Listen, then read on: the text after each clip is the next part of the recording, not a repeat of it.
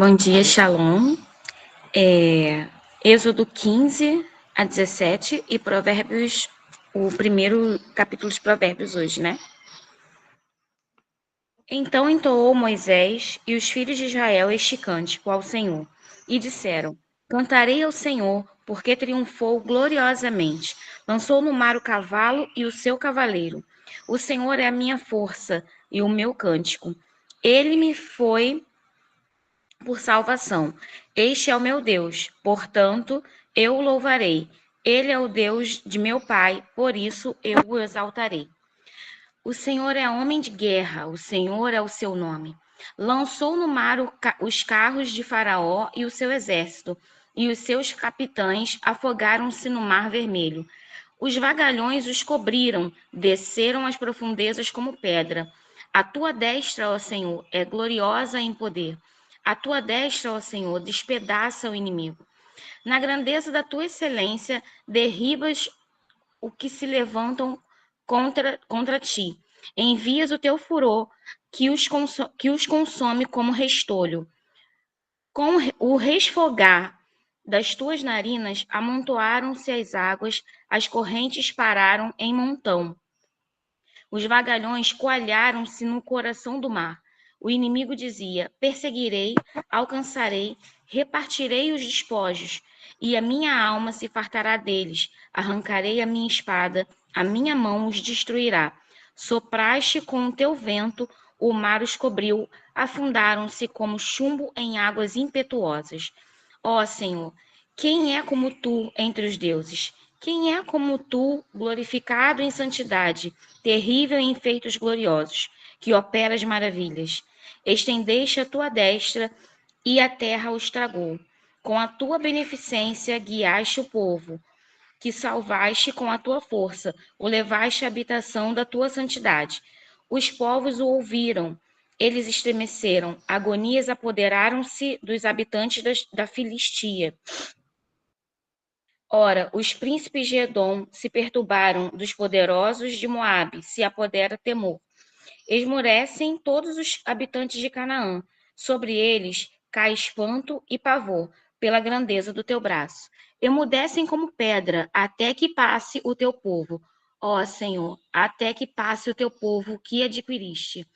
Tu introduzirás e os plantarás no monte da tua herança, no lugar que aparelhaste, ó Senhor, para a tua habitação, no santuário, ó Senhor, que tuas mãos estabeleceram.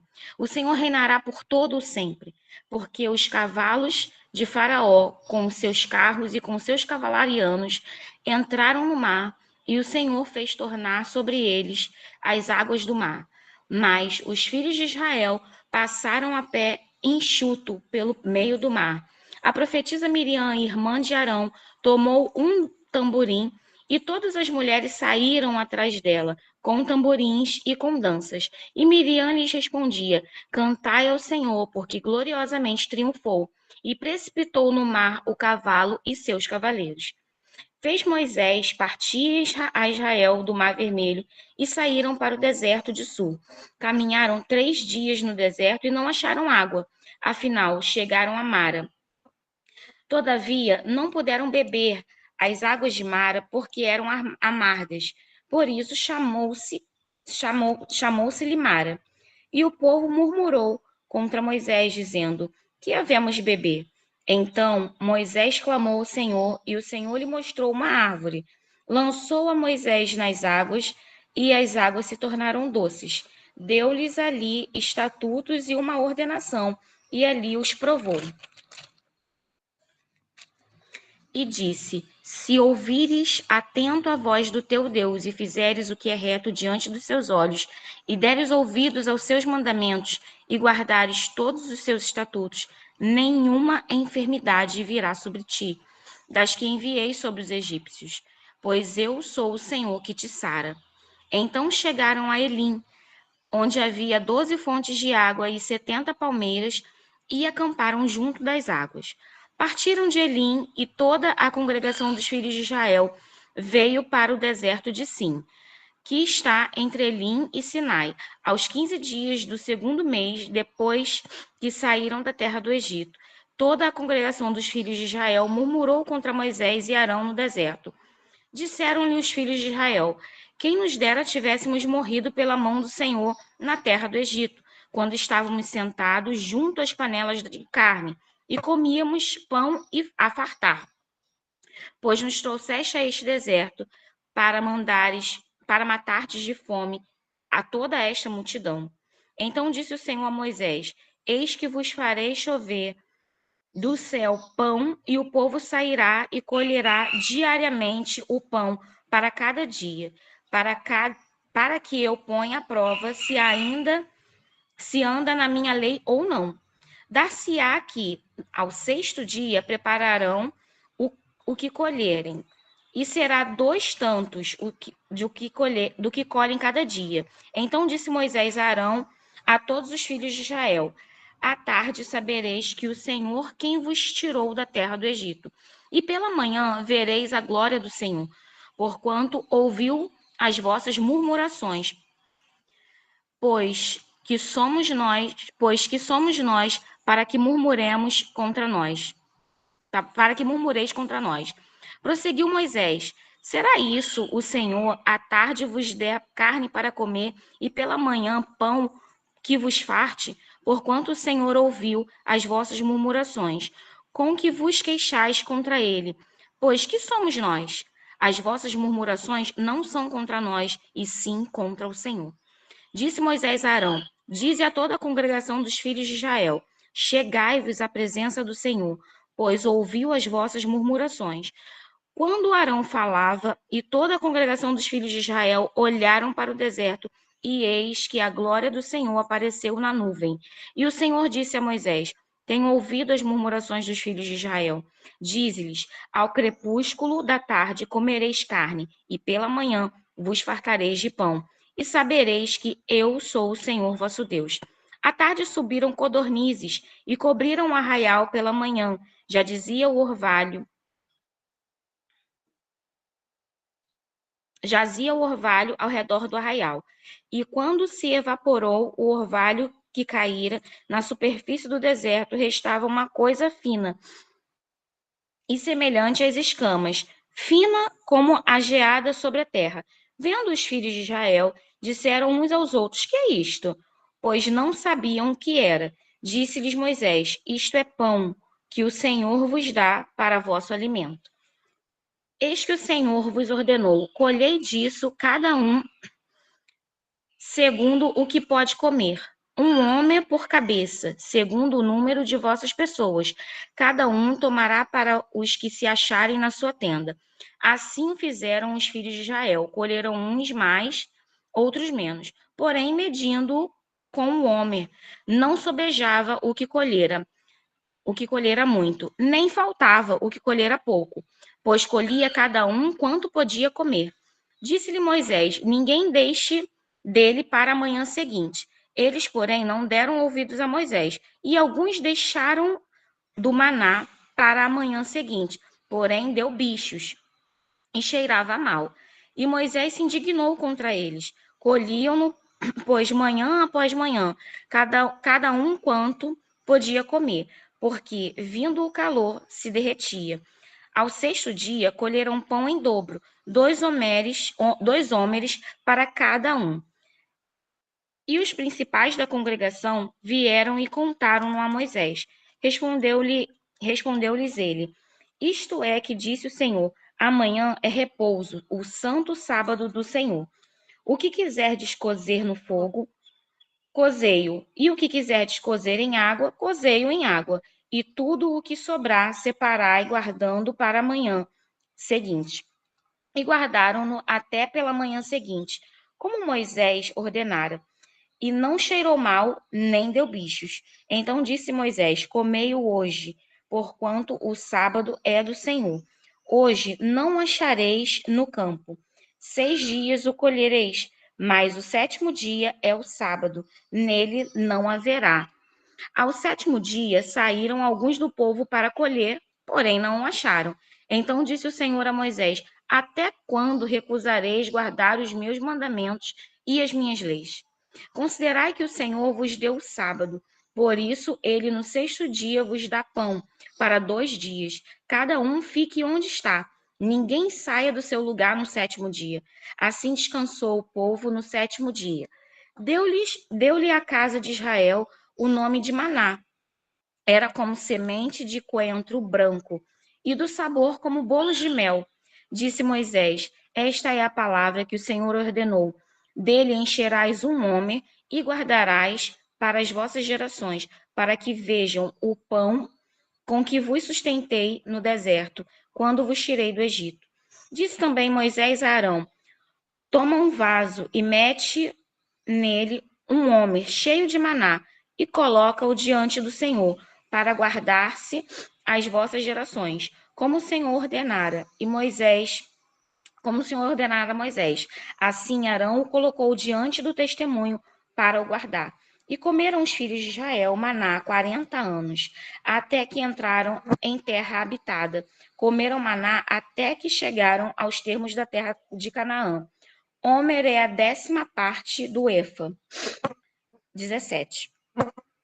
Tendo partido toda a congregação dos filhos de Israel do deserto de Sim, fazendo suas paradas segundo o mandamento do Senhor, acamparam-se em Refidim, e não havia ali água para o povo beber. Contendeu, pois, o povo com Moisés e disse: Dá-nos água para beber. Respondeu-lhes Moisés: Por que contendeis comigo? Por que tentais ao Senhor? Tendo aí o povo sede de água, murmurou contra Moisés e disse: Por que nos fizeste subir do Egito para nos matar de sede, a nós e nossos filhos e aos nossos rebanhos? Então clamou Moisés ao Senhor: Que farei a este povo? Só lhe resta apedrejar-me. Respondeu o Senhor a Moisés: Passa adiante do povo e toma contigo alguns dos anciãos de Israel. Leva contigo em mão a vara com que feriste o rio, e vai. Eis que estarei ali diante de ti, sobre a rocha em Horebe. Ferirás a rocha, e dela sairá água, e o povo beberá. Assim Moisés o fez na presença dos anciãos de Israel. E chamou o nome daquele lugar Massá e Meribá, por causa da contenda dos filhos de Israel, porque tentaram ao Senhor, dizendo: Está o Senhor no meio de nós ou não? Então veio Amaleque e pelejou contra Israel e Refidim. Com isso, ordenou Moisés a Josué: Escolhe-nos homens e sai, peleja contra Amaleque. Amanhã estarei eu no cume do outeiro, e a vara de Deus estará na minha mão. Fez Josué como Moisés lhes dissera, e pelejou contra Amaleque. Moisés, porém, Arão e Ur subiram ao cume do outeiro. Quando Moisés levantava a mão, Israel prevalecia. Quando, porém, ele abaixava a mão, prevalecia Amaleque. Ora, as mãos de Moisés eram pesadas, por isso tomaram uma pedra e puseram por debaixo dele. E ele nela se assentou. Arão e Hur sustentavam-lhe as mãos, um de um lado e outro do outro. Assim lhe ficaram as mãos firmes, até o pôr do sol. E Josué desbaratou a Amaleque e o seu povo a fio de espada. Então disse o Senhor a Moisés: Escreve isto para memória num livro e repete-o a Josué, porque eu hei de riscar totalmente a memória de Amaleque debaixo do céu. E Moisés edificou um altar e lhe chamou: O Senhor é a minha bandeira. E disse: Porquanto o Senhor jurou, haverá guerra do Senhor contra Amaleque de geração em geração. Provérbios 1. Provérbio de Salomão, filho de Davi, rei de Israel.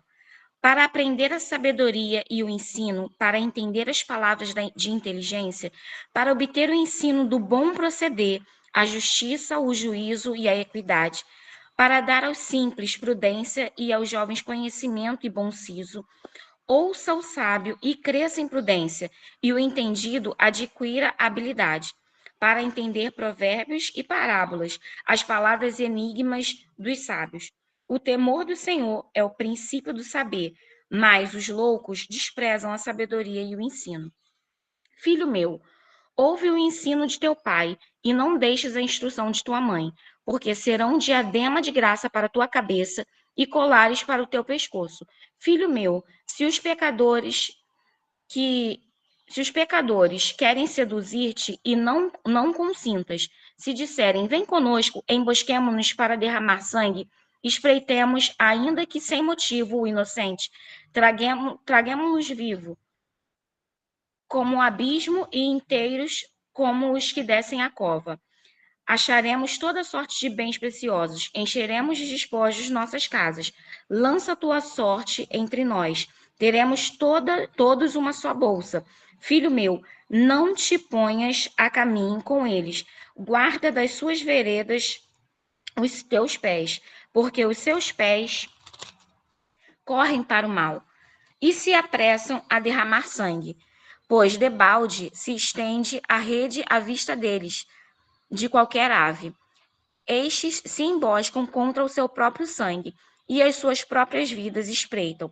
Tal é a sorte de todo ganancioso, e este espírito de ganância tira a vida de quem o possui. Grifa na rua a sabedoria, nas praças levanta a sua voz. Do alto dos muros clama à entrada das portas, e nas cidades profere as suas palavras. Até quando, ó nécio, amareis a necessidade? E vós, escarnecedores, desejareis o escárnio? E vós, loucos, aborrecereis o conhecimento? Atentai para a minha repreensão. Eis que derramarei copiosamente para vós outros o meu espírito, e vos farei saber as minhas palavras. Mas, porque clamei e vós recusastes, porque estendi a minha mão e não houve quem atendesse, antes rejeitaste todo o meu conselho e não quiseste a minha repreensão, também eu me rirei na vossa desventura. E em vindo o vosso terror, eu zombarei. Em vindo o vosso terror com a tempestade, em vindo a vossa perdição como redemoinho, quando vos chegar o aperto e a angústia, então me invocarão, mas não responderei. Procurar-me-ão, porém não me hão de achar, porquanto aborreceram o conhecimento e não preferiram o temor do Senhor. Não quiseram o meu conselho e desprezaram toda a minha repreensão. Portanto, comerão do fruto do seu procedimento e dos seus próprios conselhos se fartarão. Os nécios são mortos por seu desvio, aos loucos a sua impressão de bem-estar os leva à perdição. Mas o que me der ouvidos habitará seguro, tranquilo e sem temor do mal. Uau, poderoso demais a questão de hoje. Está aqui pegando um gancho do livro de Provérbios. Provérbios é um dos livros de sabedoria da Bíblia. Provérbios, Eclesiastes, Cânticos dos Cânticos, também o livro de Jó é um livro considerado como um livro de sabedoria. Provérbios, ele vai oferecer uma gama de conselhos práticos e morais sobre como viver uma vida sábia e virtuosa. Eclesiastes, ele vai trazer aqui sobre o sentido da vida, sobre a futilidade, as buscas humanas sem a perspectiva divina. Então, são livros realmente que trazem, assim, uma porção de sabedoria do eterno para as nossas vidas.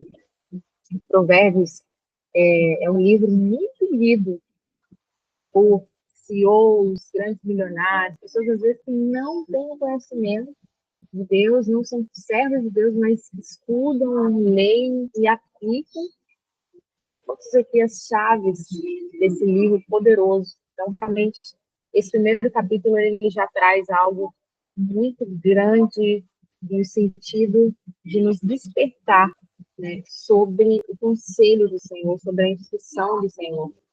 E logo no versículo 7 do capítulo 1 vai dizer: o temor de Adonai é o princípio do conhecimento. Mas os insensatos desprezam a sabedoria e a disciplina.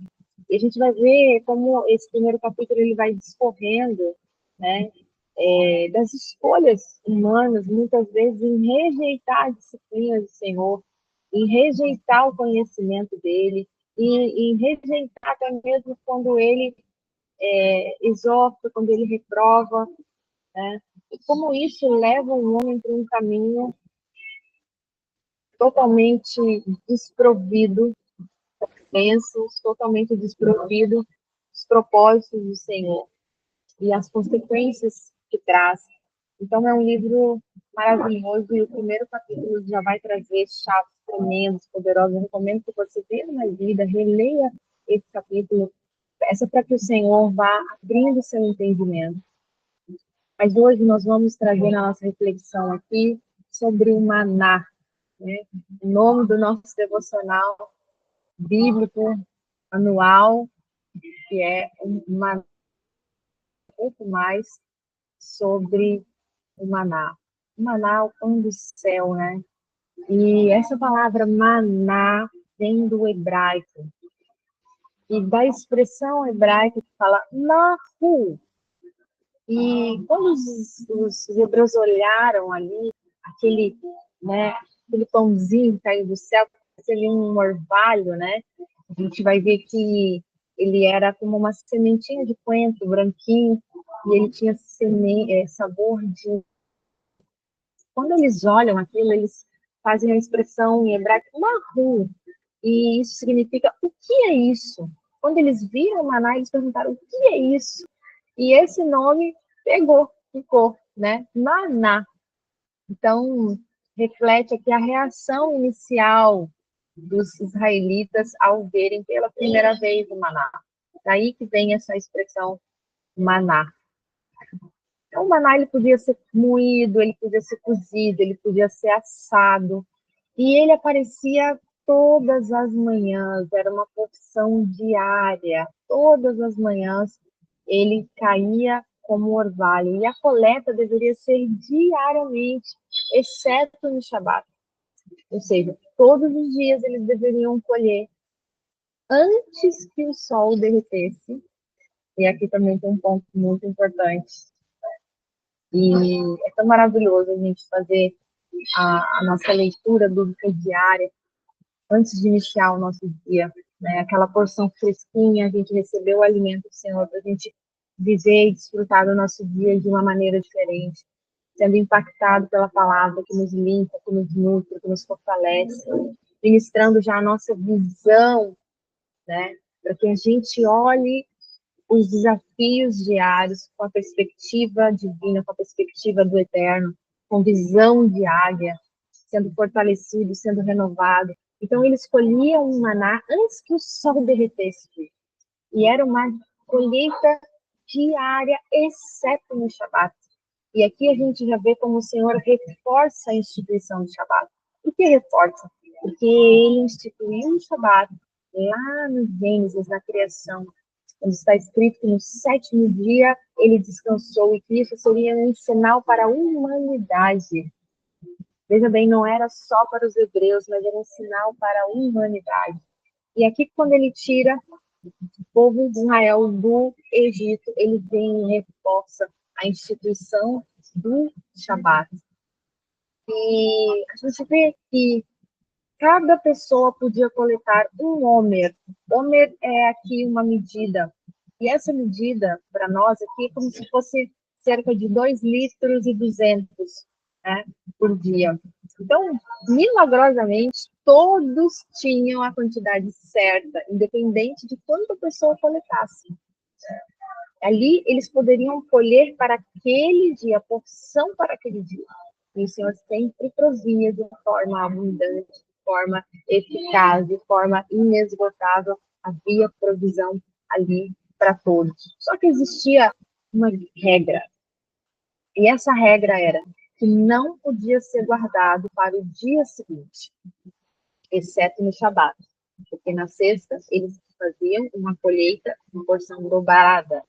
E aqui há uma chave. Né? O Shabat é tempo de porção dobrada. Você só vai acessar a porção dobrada se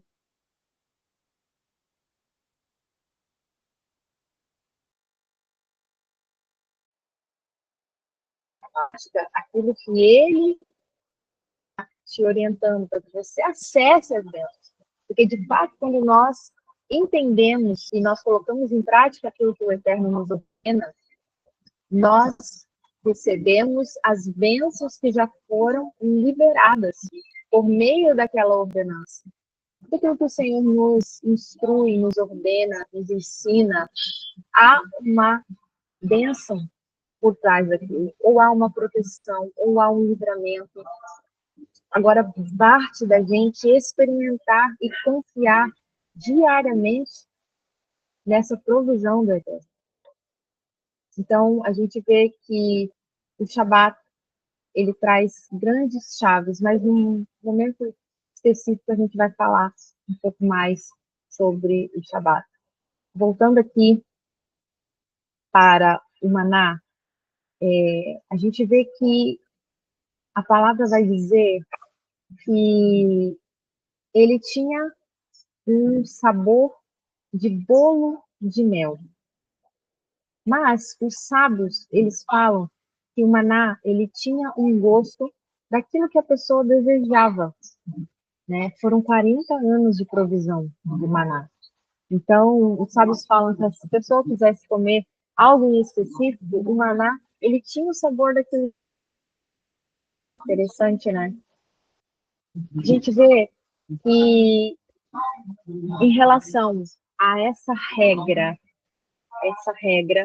de manter a porção diária, né, para aquele dia, a gente vê que isso exigia uma fé, uma obediência para cumprir aquilo que o Senhor tinha ordenado. E é algo tão simples, é algo tão possível de executar, é uma ordenança que está disponível para todos cumprir. Mas a gente vê como um tem dificuldade de obedecer nas pequenas coisas. A gente vê que Moisés fica irado ali, porque há um descumprimento dessa ordenança. E o que acontece? Aqueles que colheram o maná e pensaram, não, eu vou guardar para amanhã, né? Vai que amanhã não tem, vai que amanhã não cai, né? Então, deixa eu separar aqui a minha porção, aquela expertise humana, né? Aquela expertise humana, aquela soberba de achar que o homem sabe mais do que Deus, né? E acha que ele está no controle das coisas. Aí aquelas pessoas que pegaram e guardaram a porção no dia seguinte, o que aconteceu? Encheu de verme e ficou com um mau cheiro. Então a gente vê que isso revela muito sobre o caráter das pessoas.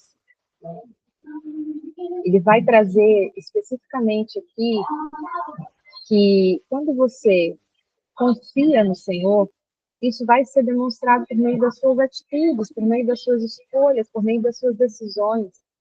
E a gente, como líder, observa que muitas vezes Deus ele dá pequenos comandos, pequenos sinais, às vezes o Senhor fala de uma forma muito sutil, né? Muitas vezes a gente traz uma orientação de uma pessoa ali, como Deus tem orientado, às vezes a pessoa tem dificuldade de ouvir aquilo, de colocar aquilo em prática, e aí depois vem as consequências. Muitas vezes é Deus misericordioso, né? E dá mais uma segunda chance para ver se a pessoa entende aquilo que ele está falando, mas você não tem essa dificuldade de acatar, obedecer os pequenos comandos. E a gente vê aqui na história do Maná algo tão simples, né, e que traz um ensinamento tão extraordinário, tão tremendo.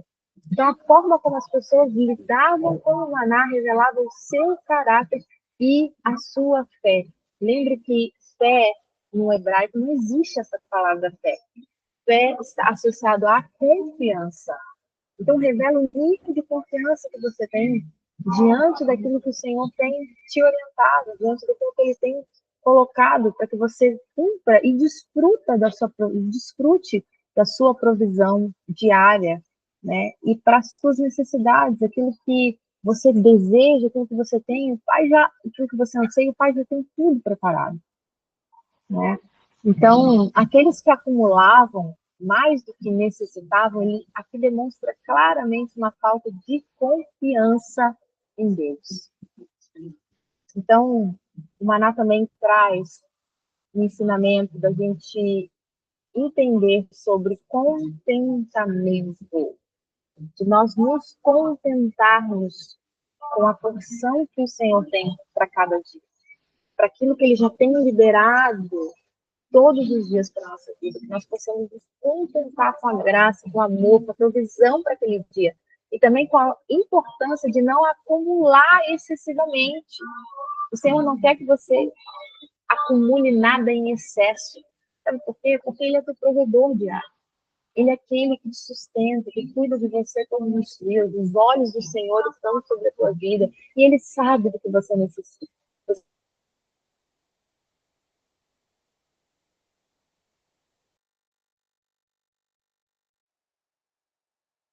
De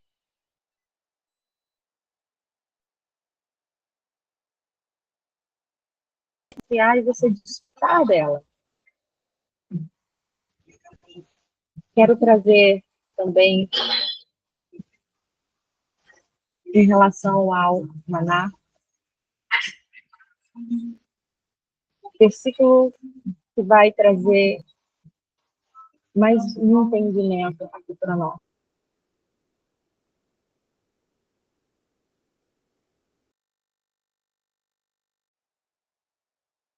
Como o pão que desceu do céu.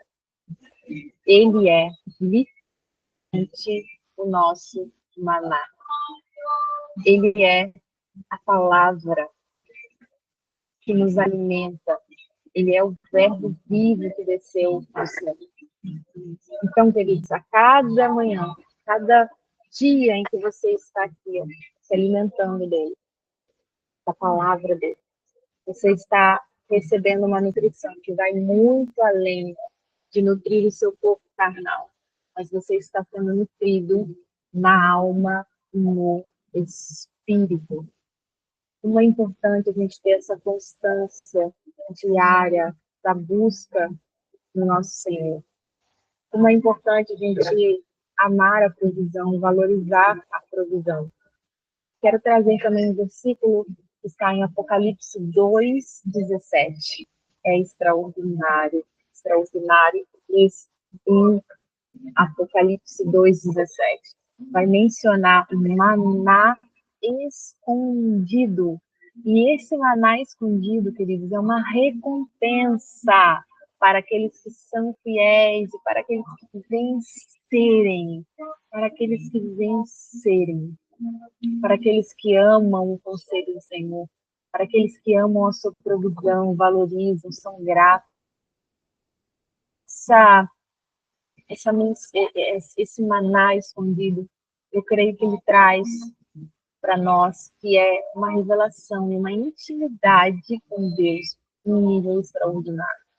Num nível extraordinário. E quando a gente pensa no maná como uma provisão que supre a nossa alma, que supre o nosso espírito, imagina o deleite desse maná escondido.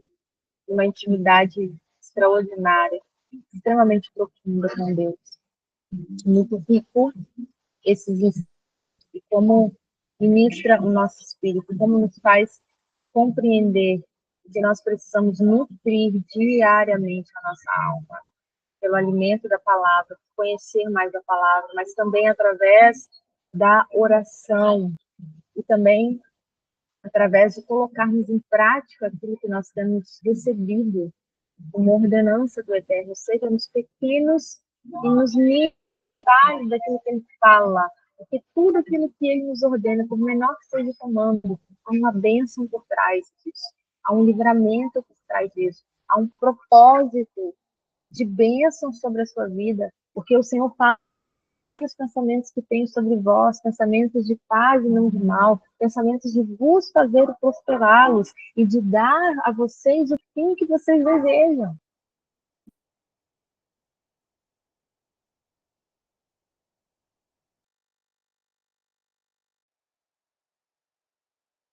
Caça, muitas vezes, que a gente quer lidar com as coisas, a forma escassa, a nossa mente escassa de achar que vai faltar, de achar que não vai ter, de achar que as coisas são pela sua força, e experimentar viver na provisão dele. sabe? Se lançar a um nível de confiança em que você realmente está ali, na dependência dele. Que você sabe que você pode confiar, porque ele é o criador do universo. Ele é aquele que provém todas as coisas, ele é aquele que abre portas onde não existe. Ele é aquele que abre rios no deserto. Ele é aquele que criou as estrelas e o mar na sua imensidão. Ele é o Todo-Poderoso. E ele te ama. Ele te ama, ele tem o melhor para você. Só quer que você desfrute da provisão poderosa que ele tem sobre a sua vida. Então, para a gente finalizar, o maná é mais do que um alimento milagroso. O maná traz um profundo ensinamento sobre uma vida de fé, sobre uma vida de confiança. O maná cai diariamente do céu. Isso nos lembra a provisão de Deus, como ela é constante e ela requer de nós uma participação ativa. Assim como os israelitas, eles tinham que coletar o maná cada manhã, nós somos chamados a buscar diariamente a nossa nutrição espiritual. Esse pão do céu nos ensina a confiar no Deus invisível, no Deus real, no único Deus. Esse maná nos ensina a sermos gratos pelo suficiente. A porção que ele tem para você hoje é suficiente dentro de um propósito macro maior que ele tem para sua vida. A porção de hoje é suficiente. Ele tem para você uma porção exclusiva, ele tem para você uma porção única, uma porção que está ligada ao seu DNA. Ele sabe exatamente o que você precisa. Desfrute da porção de hoje e seja grato. Seja grato. Seja grato pelo suficiente. E também entendemos a importância de compartilhar com os outros. O maná era buscado ali, muitas vezes pelo sacerdote, por aquele que estava ali responsável pela casa, e compartilhava com os outros. Então, na sua simplicidade, o maná carregosa, que a nossa verdadeira sustentação vem de Deus. E cada dia é uma oportunidade da gente experimentar da sua graça renovada sobre as nossas vidas. Amém? Deus abençoe vocês poderosamente. Amanhã estamos aqui, firmes e fortes, no propósito, colhendo o nosso maná a cada manhã. Vem para a mesa do Rei. Shalom, shalom. Deus abençoe vocês.